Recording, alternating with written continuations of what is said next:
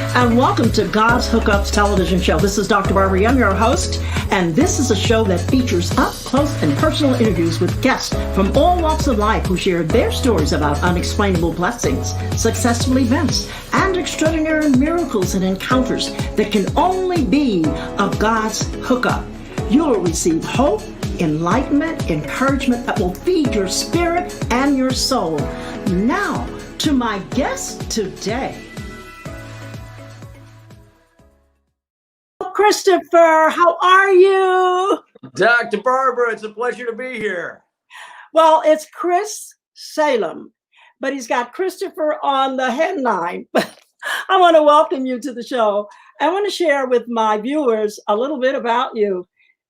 Christopher, or Chris Salem, is a highly authentic person who for over 4 years has been working with business leaders. He's been empowering them. He has a special passion for them.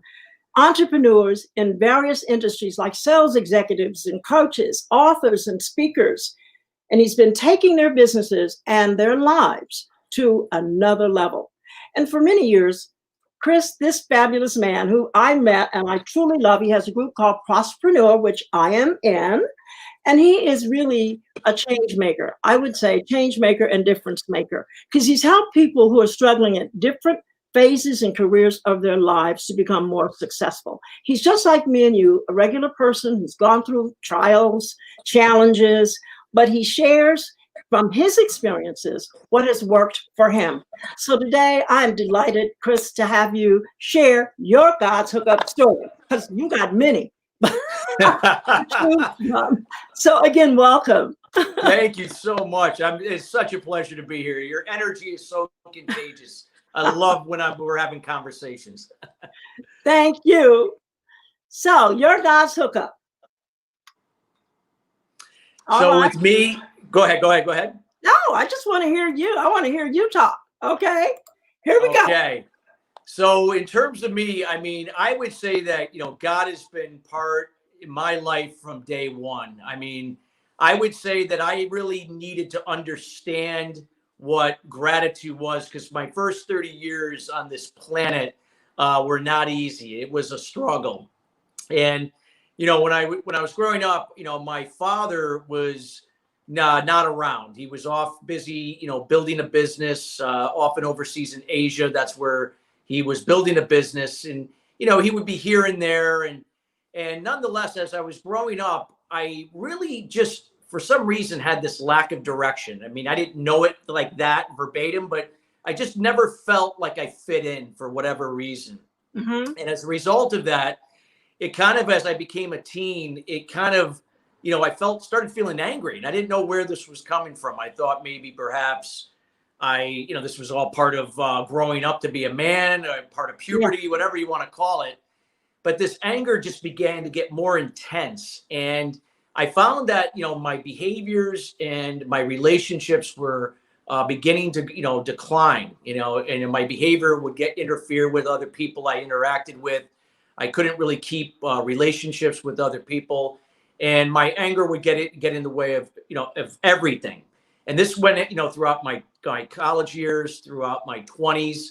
And as a result of that, it was just, I didn't understand where it was coming from. I just knew it was affecting everything that I wanted to be good in my life, in my career, but it was having the direct opposite. And I didn't understand where this anger was coming from. And as a result of that, I didn't know what to do with it. I tried to find ways to kind of deal with it, but it would just be more intense each and every day, every week, every year.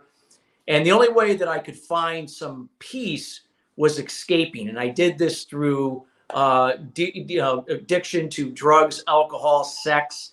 I wasn't addicted to any particular one, but it was just, these three areas that I would use to escape the way I truly felt inside.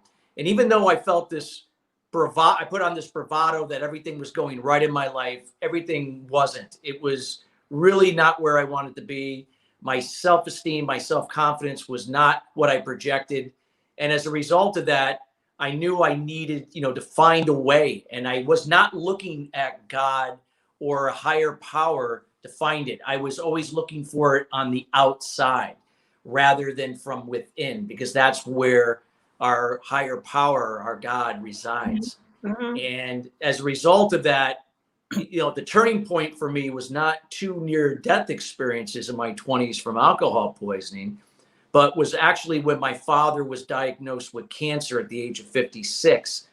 And I remember the day and a half before he died that he was looking at me. He was pretty much gone at that point, but it was like he was talking to me.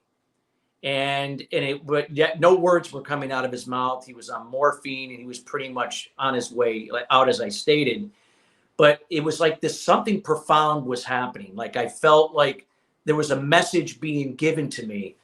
And this message was like, don't allow your life to become mine and go down that path. If I could change the hands of time, I would go back and do it differently. I would have given more time to you and your brother, been a better husband with your mother.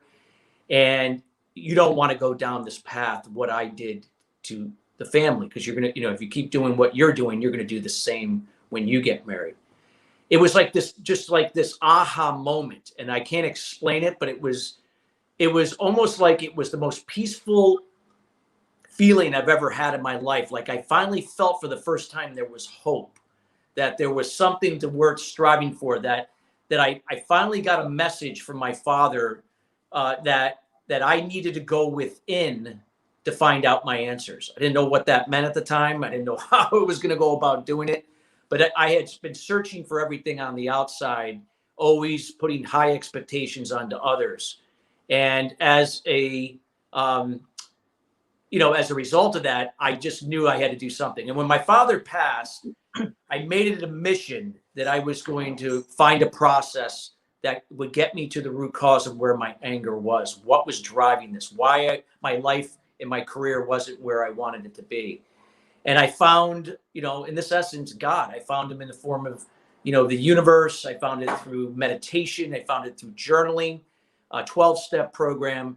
And as a result, I kind of concocted my own process as a result of that, but always knowing that he was within, helping me to guide myself through this process to get out of the problem and into the solution. And over a period of time, I was able to get to the root cause of my anger or my limited beliefs, which I experienced it through anger. And my root cause was my father. My father wasn't there growing up. So I had this constant hunger to be validated. And because I couldn't have the validation from my father, I would seek it out in other people. And when it went unfulfilled, like expectations do, I got angry. So it was for the first time I began to realize I needed to forgive my father, but more importantly, myself, so that I could go within to let go of those beliefs that I was worthy, that I could raise my level of self-confidence. I could really believe in myself because I had my higher power believing in me, but knowing that I had to do my part, that if we don't do our part, we can't, work in tandem with our higher power to make that happen. We got to be ready. We got to be prepared. We got to do, put out some energy that's going to show that we're doing our part to make those improvements. Because if I was going to be a value or an example to someone else, I had to be that for myself first. And for the last 21 years, since I've been through that process, that's exactly what I've been doing. Now, since then, over time, I've turned my life around. My career became highly successful. And again, does that mean everything's been perfect over those 21 years? Far from it. Matter of fact, I've had even more challenges and setbacks, but yet I've been able to approach it and go through it with a different mindset, one from a growth mindset versus a fixed mindset, trusting the process, trusting my higher power, and knowing that I show up each and every day to do my part. And because of that, I've been an example for others through my behavior, through my communication, being around them, but them observing me to find that within themselves. And as a change agent, that's what I do today as an executive coach in business, in life strategy, business strategy, and helping people to find that within themselves to do the same. I really want to thank you for that, because, you started from the beginning. And one of the things that I noted and I wrote down was like one of the steps, the first step is like forgiving yourself, looking within and finding it's not out there, but it's inside. And forgiveness. And then you said, do your part. And so that, I mean, that to me was sort of the key. But the interesting thing, Chris, I find is that to give a message as you're doing now with helping leaders and entrepreneurs is that you had to live it in order to be able to give it. Yes. You got it. It doesn't get handed to you. It doesn't change overnight. It's a process. It's what you become. And it, again, you can't appreciate and have gratitude for the things that are working in your life and your career unless you've experienced otherwise. So it doesn't mean you have to experience trauma and heartbreak and but at some level we all are going to have ups and downs. So when you have those downs, to look at them actually as blessings in disguise. That's how I look at it. And this is where opportunities are born in those setbacks. You look at any great company like Microsoft. Microsoft was incubated and formed during the recession of 1987, when most companies were afraid to even start a business at that point. But again, when you go through challenging times, this is what makes you to become what you are and how you can be a better example for other people. So I'm blessed to have lived those first 30 years going through what I had to see the bad to really appreciate and experience the good. And it's so interesting too, because do you wonder about people who never really see the light, so to speak, ever really come to that point where they stop the anger, they stop the hating, and they end up dying still unforgiving the dad or the mom or whoever. I mean, it's kind of a sad thing. What are you saying to a lot of the entrepreneurs today in light of what we're experiencing now with this pandemic? What words are you sharing with them? Because you mentioned something about Microsoft and how its company emerged out of troubled times. Yes, it actually started in troubled times, and yet look what it's become today, obviously.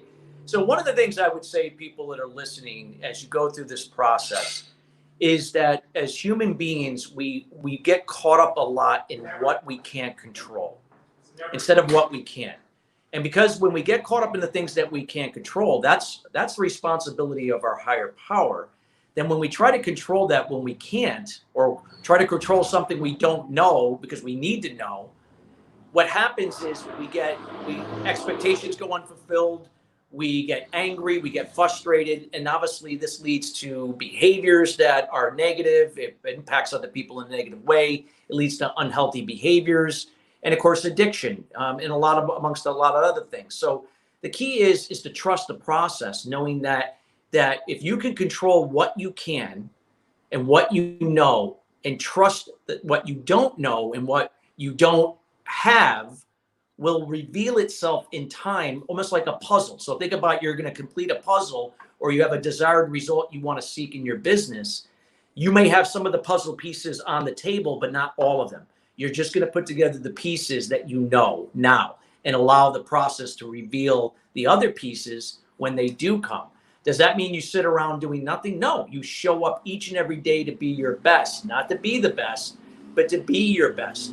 So the key is learning how to control what you know and can do, and let go fully of what you don't know and can't control.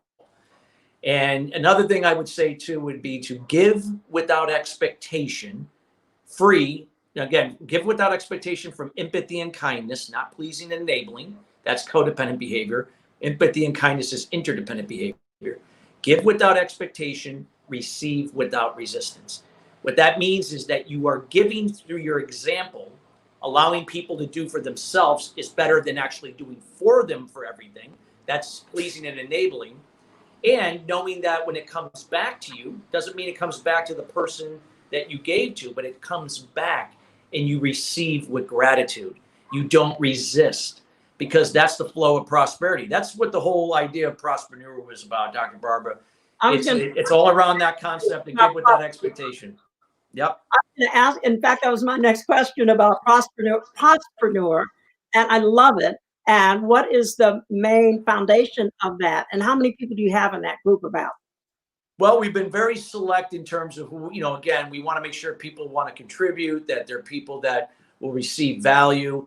And so we have just shy of 1,000 people right now in the group. We're approaching over 1,000. And the whole concept about Prosperpreneur, again, is to give without expectation, receive without resistance. But it's about putting your well-being first. Because when you can address that first, there's 8 pillars of wellness. There's social wellness, emotional, physical, spiritual, environmental, occupational, intellectual, and financial. When you can find harmony with your wellness and then align that with your wealth principles, that is not only your money, that's your freedom, your why, your purpose of why you do and what you do in your profession. When you can find some alignment or harmony, then you can really truly experience prosperity at the highest level, what we call a prospreneur. And you don't have to be an entrepreneur to be a prospreneur. You can work for someone. It's a way of life. It's a way of life in doing business. Yes, it's a mindset. It is a mindset. And God is still in the mindset business if we will allow him to set our minds and set our minds on him. Because he says in the scriptures, beloved, it is my desire that you what? Prosper and be in good health. I mean, yes. Prosperity without health will not help you. Exactly. There are a lot of, I mean, like I said, it'll always come up and grab you. You could be really successful in your business, but you're not taking care of your well-being. Well, it's going to end up taking you out. My dad built a successful business from nothing, was poor when he was growing up, but he didn't take care of himself emotionally. And obviously, in my opinion, his own limited beliefs manifested itself physically into cancer that ended up taking his life at the age of 56. Now you have children, Chris, I know. You have a daughter and a son? I have just a son. I have a 12-year-old boy. Okay. So you're probably being the father that you wanted to have to your Exactly. Exactly. That's why I started Empowered Fathers in Action 2 years ago, which is a 501c3 organization dedicated to strengthening the father-son bonding process and helping families to create interdependent family structures free from limited beliefs so that we can produce better leaders in our homes, communities, and businesses for those children that are the next generation to repeat the cycle of interdependency versus codependency and toxicity in relationships. That's wonderful. I've always admired what you were doing, and now I know more of why you're doing what you're doing behind it, and to know that for my viewers out there, this is Christopher Salem. He is a marvelous human being and is doing great work empowering and serving business leaders. And Chris, if they'd like to get in touch with you, give them a call to action here. Okay. All right. Well, I would say that I'm one of those types of people that I like to get to know someone. You don't know me. I don't know you. I want to get to know you. It's about, why do you get up in the morning and do what you do? That's what I'm interested in. And, I'm here to give without expectation. And while I'm giving, I'm receiving just as I'm giving, maybe from somewhere else. So I just want to connect to get to know you. And so, if you'd like to reach out and we could set up a time to chat, it's simply my email, chris@christophersalem.com. That's SALEM.com, Chris@Christopher. And if you need to reference 2 websites for some reference, it's www.christophersalem.com. And then our nonprofit for Empowered Fathers is at EFAmovement.org. Chris, I can't thank you enough for being on the show today. And given the circumstances that you are under today, you might share that with. I'd love to. Yeah. I mean, normally I'd probably be in a sport jacket right now. But I am literally operating from a friend's house right now. We had a tornado that came through here on Tuesday, not your typical funnel, but like a massive, just a wall of just, like high winds that level trees, and we have about almost 1 million people without power. I'm one of them, and I've been up without power since Tuesday, and I am operating right now from a cell phone. But the show must go on, and the message must be delivered. That's what I am. I'm here to be the example. I'm just a messenger of everything that I learned 21 years ago, and just passing it on to others to do the same. Be the example. Chris, I can't thank you enough. And I want to share with my viewers out there, if you'd like to receive any updates for all of my live upcoming shows and the ones that have already been done, you can subscribe to my YouTube channel, which is at drbarbaradio@gmail.com. And for those of you, if you'd like to be a guest on the show, you can contact me at at godshookups.com, because this is truly the show that is revealing God's hookups. And also, you can follow me on any of my new radio and television shows on Facebook, Instagram, LinkedIn, at Dr. Barbara Young. We've got it all. And remember, we're live streaming today on Facebook, YouTube, and LinkedIn. And again, I want you to share this show with your friends, because this has truly been a delightful experience with my guest, Mr. Christopher Salem. Love it. And thank you so much. In light of the circumstances, we're going to keep you up in prayer that the power will be turned this weekend. Either way, it's all good. It's like, again, all good things happen with the process, and God, just do your part and just have a good attitude, and everything works out in the end. That's the way I love it. And I've been doing this 21 years now, because over 21 years, it was completely the opposite. I was always trying to control all the outcomes of life. Well, Chris, I want to thank you so much again for being on the show. And this Thank you. has been a delightful experience to have you on the show today with my guests. So for all of you out there, I want to share with you that, remember, God is in the hookup business. Share this show with your friends, and we're going to see you at the next show at 11:30 that we have on our show today, Miss Camille Tucker, who did the screenplay for the Clark Sisters television show. So you don't want to miss her. She'll be on at 1:30. So Chris, again, thank you. Love you much. And Thank you so much, Dr. Barbara.